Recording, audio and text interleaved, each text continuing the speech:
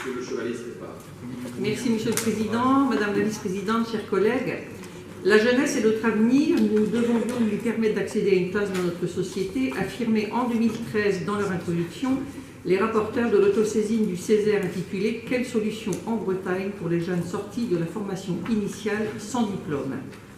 Or, la jeunesse est une priorité pour la région Bretagne. Question toujours d'actualité, même si l'Académie de Rennes est celle de toutes les réussites scolaires et même si le taux des décrocheurs scolaires ou sortants précoces n'est que de 8% en Bretagne, soit le niveau le plus faible de France où ce taux atteint les 14%.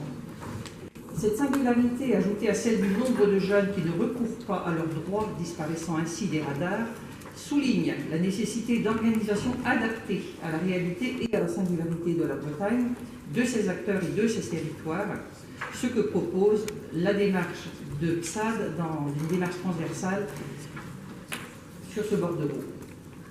8% de décrocheurs en Bretagne, c'est encore 8% de trop. Et il faut le rappeler, la responsabilité première en matière de prévention revient à l'État et incombe à l'éducation nationale. Ces derniers sont d'ailleurs régulièrement stigmatisés par le rapport PISA, dont le classement conforte la France en tant que championne des inégalités scolaires au sein des 72 États de l'OCDE. Il faut le redire ici, en France, les origines sociales pèsent sur la réussite scolaire. La relation entre performance et milieu socio-économique des élèves est l'une des plus fortes au sein de l'OCDE.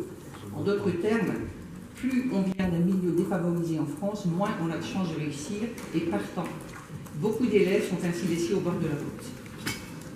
Alors, quelle marge de manœuvre pour une Bretagne dans un système scolaire français à deux vitesses qui fonctionne bien pour les élites mais ne permet pas aux élèves qui ont du retard de le rattraper, creusant ainsi les inégalités liées à la naissance.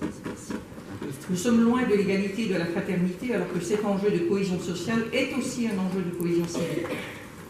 Lorsque nous parlons d'action de remédiation ou de repérage précoce, l'action sur les déterminismes socio-économiques et culturels du décrochage scolaire relève d'abord du bloc communal. Mais les coups de rabot au financement que l'État apportait jusque-là à la politique de la ville, ainsi que la suppression des contrats aidés ne vont pas dans le sens d'une réelle volonté de l'État d'en finir avec les inégalités liées à la naissance. Pourtant, il est possible d'assurer à la fois une équité entre les élèves et un bon niveau d'instruction générale, et nous le soulignons, Madame la Vice-Présidente, la stratégie opérationnelle et volontariste que vous portez pour notre collectivité est au service d'une volonté politique déterminée et bienveillante, visant à mettre en œuvre tous les moyens pour s'affranchir des déterminismes sociaux et de genre, et visant à donner à chacun et à chacune les moyens de construire son projet de vie, de se projeter dans l'avenir et de devenir autonome dans la fierté et l'estime de soi.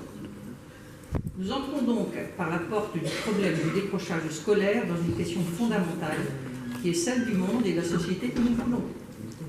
Soit une société élitiste dont le prix à payer est un prix humain qui est celui des laissés pour compte, ou une société où chacun peut bien vivre et s'épanouir, et plus idéalement, une société où personne ne peut gagner si son voisin ne gagne pas.